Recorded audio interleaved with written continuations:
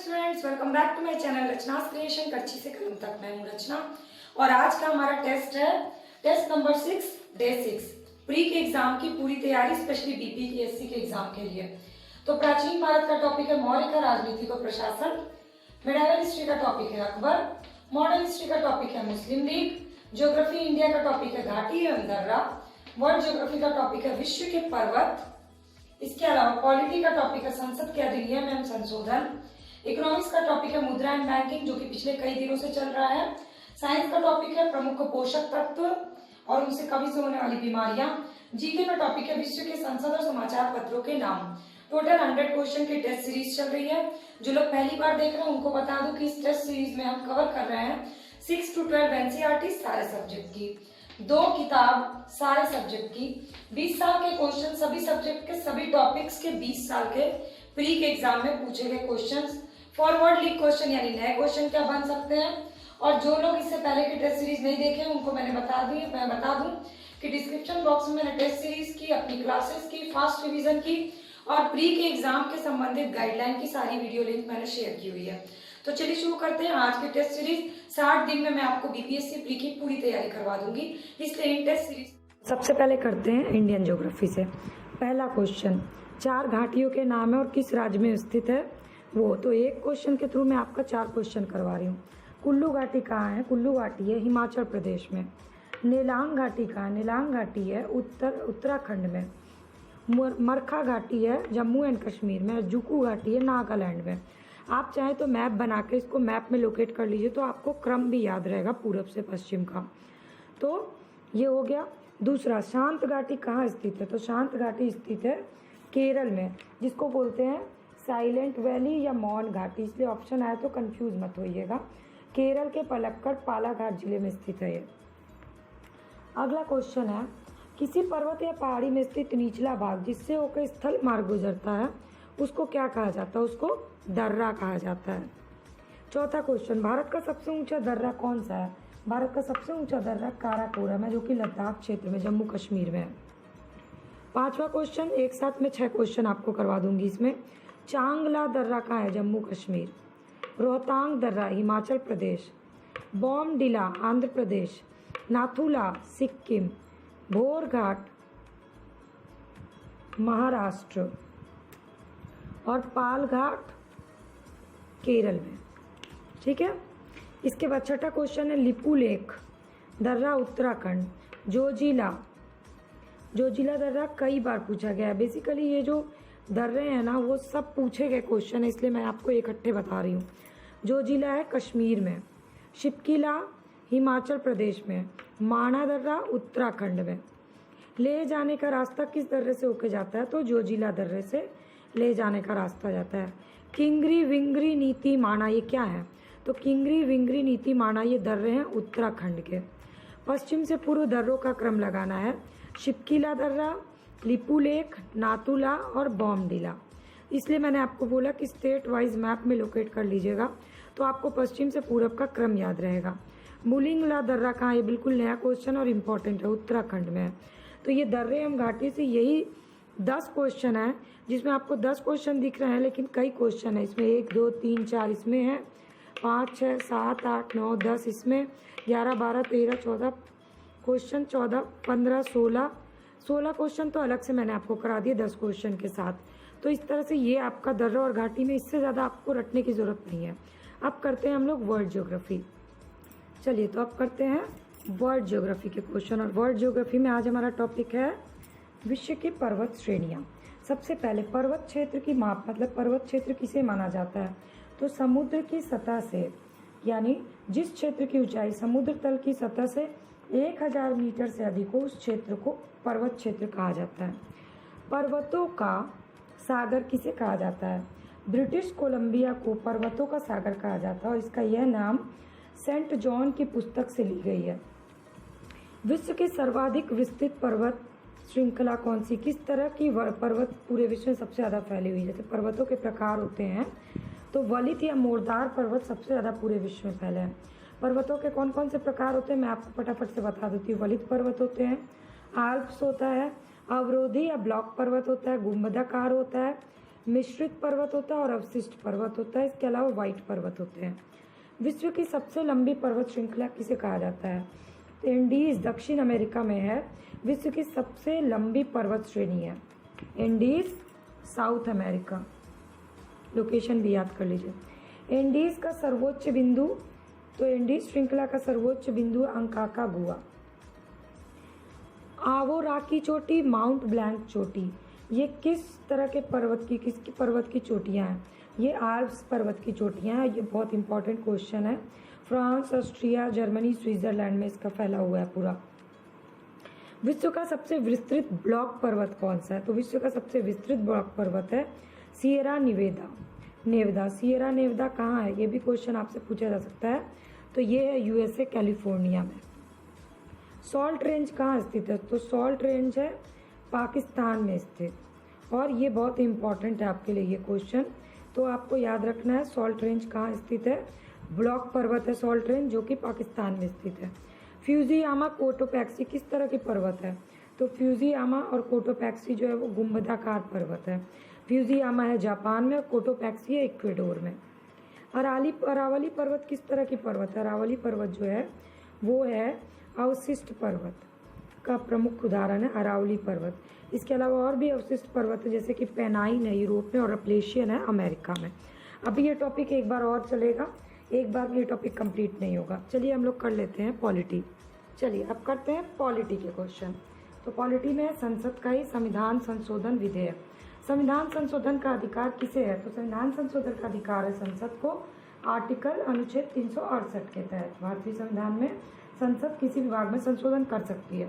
संसद सदस्यों का विशेषाधिकार, यानी संसद के सदस्यों को विशेषाधिकार और उन्मुक्तियों का निर्धारण करना किस अनुच्छेद के तहत है? अनुच्छेद 105 के तहत।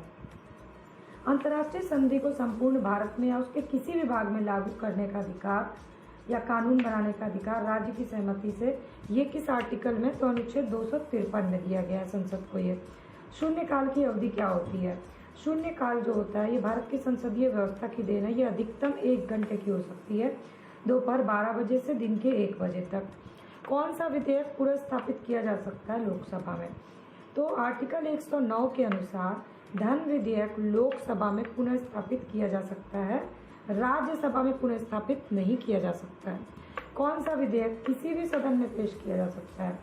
तो आर्टिकल 110 के अनुसार कोई विषय उसमें मतलब जिसमें केवल वह उल्लेखित है और साधारण विधेयक के रूप में उसको किसी भी सदन में पेश किया जा सकता है। धन विधेयक को रोकना, यानी धन विधेयक राज्यसभा द्वारा पारित मान लिया जाता है यदि उस पर राज्यसभा द्वारा 14 दिन तक कोई कार्रवाई नहीं की जा सकती है, और लोकसभा द्वारा विचार के लिए भेजे गए धन विधेयक राज्यसभा 14 दिन तक रोक सकती है। 3 संयुक्त बैठक हुए। अनुच्छेद 108 के अनुसार संसद के दोनों सदनों को संयुक्त अधिवेशन आयोजित कर सकते हैं और इसका संयुक्त बैठक की अध्यक्षता लोकसभा अध्यक्ष करता है। तो अब तक 3 बार दोनों सदनों की संयुक्त बैठक बुलाई गई है। प्रथम बैठक बुलाई गई थी दहेज निरोधक विधेयक पे, दूसरी बैठक बुलाई गई थी बैंक सेवा आयोग पर, और तीसरी बैठक बुलाई गई थी पोटा के लिए। तो ये 3 विषय इंपॉर्टेंट हैं। विधेयक, कोई भी चीज़ पेश किया जाता है तो वो विधेयक है या नहीं है, इसका निर्णय कौन लेता है? कोई भी विधेयक धन विधेयक है या नहीं, इसका निर्णय लेता है लोकसभा अध्यक्ष। संचित निधि से, भारत की संचित निधि से धन निकालने के लिए कौन सा विधेयक पारित करना पड़ता है? तो भारत की संचित निधि से धन निकालने के लिए विनियोग विधेयक पारित करना पड़ता है, article 116।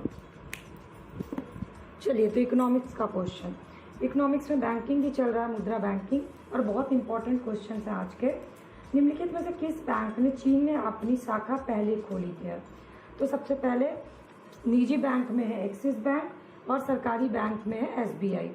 Simply click credit card योजना, तो सिंपली क्लिक क्रेडिट कार्ड योजना प्रारंभ की गई एसबीआई के द्वारा। 7 सबसे बड़ी ई कॉमर्स क्षेत्र की कंपनियों के साथ मिलकर के शुरू किया गया इसको। जिला साख योजना बनाई जाती है किसके द्वारा? लीड बैंक के द्वारा। तो आरबीआई ने 1969 से लीड बैंकिंग योजना जब शुरू की तब से जिला साख योजना बनाती है लीड बैंक। अग्रणी बैंक योजना यानी लीड बैंक योजना कब से शुरू की गई? 1969 में आरबीआई द्वारा। गैर बैंकिंग वित्तीय संस्थाओं द्वारा वित्तीय और अन्य गतिविधियों को संपन्न करना क्या कहलाता है? इसको बोलते हैं प्रतिच्छाया बैंकिंग। शैडो बैंकिंग कहा जाता है इसको। निम्न आय, निरक्षरता, बैंक शाखा की कमी, ये सारी चीज़ें जो हैं ये किसको प्रभावित करती हैं? तो ये प्रभावित करती हैं वित्तीय समावेशन की प्रक्रिया की सफलता में बाधा डालती है ये। रंग राजन समिति किस चीज़ से संबंधित है? रंग राजन समिति वित्तीय समावेशन पे अपनी संस्तुतियाँ दी थी। भारत में भविष्य निधि से संबंधित क्वेश्चन। अब भविष्य निधि से संबंधित आपका क्वेश्चन है कि भारत में भविष्य निधि है सबसे ज़्यादा संविदा आधारित बचत। लघु अवधि ऋण की अवधि क्या होती है? तो लघु अवधि ऋण होते हैं 15 माह के लिए, मध्यम अवधि ऋण होते हैं 15 माह से 5 वर्ष तक के लिए, और दीर्घ अवधि ऋण होते हैं 5 वर्ष से अधिक के लिए। बैंकिंग और वित्तीय संस्थाओं को अंतर्राष्ट्रीय स्वरूप देने के लिए से संबंधित क्या है? तो इसको बोलते हैं बेसल कमेटी द्वारा एक बैंकिंग क्षेत्र में उच्चतर पूंजी आवश्यकता के लिए किया गया था। बेसल 3 तक इससे क्वेश्चन कई बार पूछे गए हैं। अब हम लोग कर लेते हैं साइंस के क्वेश्चन। चलिए, तो साइंस में आज है पोषक तत्व। तो पोषक तत्व में ऊर्जा उत्पादक तत्व कौन से पोषक तत्व होते हैं? तो वो होते हैं शरीर में ऊर्जा उत्पादन करते हैं वसा और कार्बोहाइड्रेट। शरीर की वृद्धि के लिए कौन से पोषक तत्व उत्तरदायी होते हैं? शरीर की वृद्धि के लिए प्रोटीन उत्तरदायी होता है। ऑक्सीजन द्वारा शरीर की ऊर्जा की पूर्ति करता है कौन सा तत्व का प्रमुख कार्य है? कार्बोहाइड्रेट का प्रमुख कार्य है ऑक्सीजन द्वारा शरीर की ऊर्जा की आवश्यकता को पूरा करना। मनुष्य के शरीर में कितने तरह के प्रोटीन की आवश्यकता होती है? मनुष्य के शरीर में 20 प्रकार के प्रोटीन की आवश्यकता होती है। बच्चों को प्रोटीन की कमी से कौन सी बीमारी होती है? बच्चों को प्रोटीन की कमी से क्वाशरकर और मरासमस होती है। शरीर में वसा का संश्लेषण कहाँ होता है? शरीर में वसा का संश्लेषण माइटोकॉन्ड्रिया में होता है। कोबाल्ट किस विटामिन में पाया जाता है? विटामिन B12 में कोबाल्ट पाया जाता है। किस विटामिन का संश्लेषण शरीर में होता है? डी और के का संश्लेषण। विटामिन की डी और के का संश्लेषण हमारे शरीर में होता है। जल में घुलनशील कौन से विटामिन होते हैं? जल में घुलनशील विटामिन होते हैं विटामिन बी और सी। शरीर की रोग प्रतिरोधक क्षमता प्रणाली बढ़ाने का काम कौन सा विटामिन करता है? विटामिन ए करता है। विटामिन ए जो होता है ना आँख के लिए, त्वचा के लिए, हड्डी के लिए तो जरूरी होता है, साथ ही बॉडी इम्यूनिटी को भी बढ़ाता है विटामिन ए। तो आज के पोषक तत्व के ये 10 क्वेश्चन है। आगे मैं आपको बताऊंगी पोषक तत्व की कमी से होने वाले रोग। तो 50 क्वेश्चन हो गए। अभी तक आपने इस वीडियो को देखा है तो आपको क्या करना है? लाइक बटन प्रेस करना है, फ्रेंड्स से इसको शेयर करना है, चैनल के सब्सक्राइब बटन को क्लिक करना है रोज की क्लास की वीडियो अपडेट के लिए। कमेंट सेक्शन में कमेंट करके अपने डाउट, अपने क्वेश्चन मुझसे शेयर करने हैं, अपने व्यूज शेयर करने हैं, और डिस्क्रिप्शन बॉक्स में जो लिंक दी हुई है क्लासेस और टेस्ट की उसको क्लिक करके उसको पूरी क्लासेस को देखना है। एंशिएंट हिस्ट्री का क्वेश्चन, और एंशिएंट हिस्ट्री में मौर्य प्रशासन और राजनीतिक व्यवस्था का इंपॉर्टेंट क्वेश्चन। तो पहला क्वेश्चन है सीमा रक्षक को क्या कहा जाता था? अंतपाल। और कमिश्नर जो था उस समय का, जो विषय या कमिश्नर का प्रशासक होता था उसको कहते थे प्रदेष्टा। राजकीय कृषि के अध्यक्ष को कहा जाता था सीताध्यक्ष, और खान के अध्यक्ष को कहा जाता था आकारा अध्यक्ष। ऐसे बहुत लंबी लिस्ट है लेकिन ये दोनों बहुत इंपॉर्टेंट है। विवाह विच्छेद था समाज में, तलाक प्रथा थी, विधवा पुनर्विवाह था मौर्य काल में। सही जवाब। सारनाथ स्तंभ का निर्माण किसने कराया था? किस मौर्य शासक ने? अशोक ने सारनाथ स्तंभ का निर्माण कराया था, और इसी स्तंभ में वो प्रतीक चिन्ह के रूप में इसी स्तंभ को लिया गया भारत में। मौर्य काल में लकड़ी के विशाल भवन कहाँ प्राप्त हुए हैं? मौर्य काल में बिहार में पटना के पाटलिपुत्र के नजदीक बुलंदी बाग में कुम्हरार में मौर्य काल के लकड़ी के विशाल भवन के अवशेष मिले हैं। मौर्य काल में सुदर्शन झील की खुदाई किसने करवाई थी? सुदर्शन झील की खुदवाई चंद्रगुप्त मौर्य ने करवाई थी, और अशोक ने इसकी नहरें निकलवाई, और रुद्र दामन के जूनागढ़ अभिलेख से इसका पता चलता है।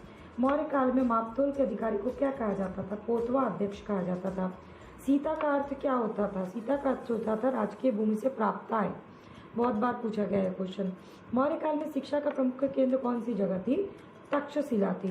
गाँव में पंचायत की व्यवस्था प्राचीन काल में किस काल में हुई?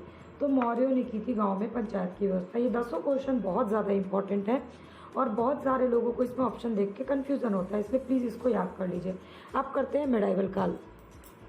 पहला क्वेश्चन है मनसबदारी व्यवस्था कहाँ से ली गई थी? तो इसका आंसर है मध्य एशिया, मंगोलिया से। 1575 ईस्वी में अकबर ने शुरू किया था मनसबदारी व्यवस्था, और मनसबदार का अर्थ होता था उस अधिकारी, एक अधिकारी बनाया गया था मनसबदार में, जो दशमलव प्रणाली पर आधारित थी। अकबर ने शासन के 91वें वर्ष को शुरू किया था। तो अकबर ने मनसबदारी व्यवस्था को शासन के 11वें वर्ष शुरू किया था। उमरा, अमीर, अमीर आज़म क्या है? उमरा, अमीर और अमीर आज़म जो है ये मनसबदारी व्यवस्था के 3 भाग थे। 500 उमरा, 500 से 2500 अमीर और 2500 से ऊपर वाले अमीर आज़म कहलाते थे। अबुल फजल की मृत्यु किसके कारण हुई थी? अबुल फजल की मृत्यु हुई थी शहजादा सलीम के कारण। शहजादा सलीम ने विद्रोह करके इलाहाबाद में स्वतंत्र शासक की तरह व्यवहार करना शुरू कर दिया था और 1602 में अबुल फजल को वहाँ बुलाया था और उसी में उसकी हत्या हुई थी। जाप्ती प्रणाली किसने शुरू की थी? जाप्ती प्रणाली शुरू करने का श्रेय जाता है अकबर को। इसके बाद टोडरमल को ख्याति किस चीज़ से मिली थी? टोडरमल की नीति थी भू राजस्व से संबंधित आईने दहसाला। इसी के कारण टोडरमल को जो है वो ख्याति प्राप्त हुई थी। 24वें वर्ष इसने शुरू किया था आईने दहसाला, अकबर के शासन के 24वें वर्ष। दीन इलाही किसने चलाया था? दीन इलाही अकबर ने चलाया था 1582 ईस्वी में। धार्मिक चर्चा अकबर कहाँ किया करता था? तो अकबर धार्मिक चर्चाएं जो करता था फतेहपुर सीकरी के जो भवन था जिसमें वो था इबादत खाना, यहीं पर वो धार्मिक चर्चाएं अलग अलग धर्म के लोग को बुला के करता था। शान ए फतेहपुर किसे कहा जाता है? तो फतेहपुर सीकरी में शान ए फतेहपुर कहा जाता है जामा मस्जिद को। सुलह कुल की नीति किसने शुरू की थी? सुलह कुल की नीति अकबर ने शुरू की थी। और अभी इसमें अकबर से रिलेटेड थोड़े और क्वेश्चन बचे हुए हैं क्योंकि अकबर बहुत ही इंपॉर्टेंट टॉपिक है। तो अगला टॉपिक हम अकबर और जहांगीर को मिला के कर लेंगे। चलिए, तो मॉडर्न हिस्ट्री में पहले कर लेते हैं मुस्लिम लीग। तो मुस्लिम लीग के गठन का प्रस्ताव किसने दिया था? मुस्लिम लीग के अखिल भारतीय मुस्लिम लीग के गठन का प्रस्ताव दिया था सलीमुल्लाह खान ने, नवाब सलीमुल्लाह खान ने। इसके बाद अगला क्वेश्चन, उसके सचिव कौन बनाए गए थे? तो 56 सदस्यीय अस्थायी समिति का चयन किया गया। उसमें मोहसिनुल मुल्क और वकार उल मुल्क को संयुक्त रूप संगठन का संयुक्त सचिव नियुक्त किया गया था। मुस्लिम लीग का मुख्यालय कहाँ बनाया गया? तो मुस्लिम लीग का मुख्यालय बनाया गया था लखनऊ में। इसके बाद मुस्लिम लीग के प्रथम अध्यक्ष कौन बने? मुस्लिम लीग के प्रथम अध्यक्ष बने थे आगा खां। मुस्लिम लीग का वार्षिक बैठक कब और कहाँ हुआ? मुस्लिम लीग का वार्षिक बैठक 1907 में कराची, 1908 में अमृतसर में हुआ। मुस्लिम लीग की लंदन शाखा की स्थापना किसने और कब की? मुस्लिम लीग की लंदन शाखा की स्थापना 1908 में सैयद अमीर अली ने की थी। अहरार आंदोलन कब शुरू हुआ? अहरार आंदोलन 1906 में शुरू हुआ था। मुसलमानों ने मिंटो से मुलाकात कब की थी? 1906 में की थी, आगम खां के नेतृत्व में की थी। मुसलमानों की या मुस्लिम लीग की प्रमुख मांग क्या थी? मुसलमानों को विशिष्ट स्थिति यानी पृथक निर्वाचन की मांग थी। इसके बाद एक स्टेटमेंट है, मुसलमान यदि खुश और संतुष्ट है तो भारत में ब्रिटिश शक्ति का महत्तम बचाव होगा। ये स्टेटमेंट किसने दिया था? ये स्टेटमेंट दिया था डब्ल्यू हंटर ने द इंडियन मुसलमान में। किताब का भी नाम याद कर लीजिए, द इंडियन मुसलमान। ये डब्ल्यू हंटर की किताब थी। अब चलिए आगे के 10 क्वेश्चन और देखते हैं। अब जब मुस्लिम लीग किया है तो मुस्लिम लीग के समय में ही कांग्रेस के अधिवेशन से रिलेटेड क्वेश्चन देख लेते हैं, यानी कि जिस समय मुस्लिम लीग का गठन हुआ उस समय के कांग्रेस अधिवेशन। तो बनारस अधिवेशन कब और किसकी अध्यक्षता में? तो कांग्रेस का बनारस अधिवेशन गोपाल कृष्ण गोखले की अध्यक्षता में 1905 में हुआ। भारत सेवक संघ की स्थापना किसने की थी? भारत सेवक संघ की स्थापना गोपाल कृष्ण गोखले ने 1905 में की थी। स्वराज की प्रथम मांग किसने रखी थी? स्वराज की प्रथम मांग दादा भाई नेहरू ने रखी थी कलकत्ता अधिवेशन में 1906 में। स्वराज पारित कब हुआ? स्वराज पारित हुआ 1906 में कलकत्ता अधिवेशन में। भारत के वयोवृद्ध नेता किसे कहा जाता है? दादा भाई नेहरू जी को भारत का वयोवृद्ध नेता कहा जाता है। ब्रिटिश संसद में चुने जाने वाले प्रथम भारतीय कौन थे? दादा भाई नेहरू जी। राष्ट्र गुफ्तार नामक पत्रिका किसने निकाली थी? 1851 में दादा भाई नेहरू जी ने निकाली थी। 1906 में कलकत्ता अधिवेशन के अध्यक्ष कौन थे? दादा भाई नेहरू जी। अब दादा भाई नेहरू जी जो है किस किस कांग्रेस के अधिवेशन के अध्यक्ष रहे? तो 1886, 1893 और 1906 3 बार अध्यक्ष रहे। Poverty and British rule in India के लेखक कौन है? दादा भाई नेहरू जी। नरम और गरम दल का विभाजन कब हुआ? सूरत अधिवेशन 1906। 1907। तो ओवरऑल मुस्लिम लीग के गठन के समय के कांग्रेस अधिवेशन का ये इंपॉर्टेंट क्वेश्चन है और कांग्रेस अधिवेशन याद करने का सबसे सही तरीका यही होता है। इकट्ठे आप कभी भी कांग्रेस अधिवेशन से जुड़े प्रश्नों को याद नहीं कर सकते हैं। अब लास्ट के 10 क्वेश्चन बचे हमारे जीके के। तो जीके का टॉपिक है आज विश्व में देशों और उसके प्रमुख उसके संसदों का नाम। तो ये 10 ही इंपॉर्टेंट है आपके लिए करंट अफेयर्स के आधार पर और बार बार पूछे जाने वाले क्वेश्चन के आधार पर। द्यूमा है रूस की संसद का नाम। पार्लियामेंट है ब्रिटेन की संसद का नाम। डायट है जापान की संसद का नाम। मजलिस है मालदीव की संसद का नाम। National assembly Pakistan. राष्ट्रीय पंचायत नेपाल। नेशनल पीपुल्स कांग्रेस चीन, ये बहुत इंपॉर्टेंट है इस बार के लिए। कांग्रेस यूएसए। जातीय संसद बांग्लादेश, ये भी बहुत इंपॉर्टेंट है। Federal assembly Switzerland. तो ये 10 जो है आपके प्री के लिए इंपॉर्टेंट है। प्लीज़ पूरी की पूरी लिस्ट मत याद करिएगा आप लोग, उससे आपसे एग्जाम में सिर्फ कन्फ्यूज़न ही होगा। तो इंपॉर्टेंट मैंने आपको बता दिया, इसको ज़रूर याद कर लीजिए। और अगर आपको ये सारे क्वेश्चन अच्छे लगे होंगे तो प्लीज़ मुझे कमेंट करके ज़रूर बताइएगा कि आपको क्वेश्चन का कलेक्शन कैसा लगा। लाइक बटन प्रेस करिएगा, फ्रेंड्स से इसको शेयर कर लीजिएगा। चैनल के सब्सक्राइब बटन को रोज की वीडियो अपडेट के लिए क्लिक कर लीजिएगा। डिस्क्रिप्शन बॉक्स में दी गई क्लास के लिंक को क्लिक करके ज़रूर देखिएगा।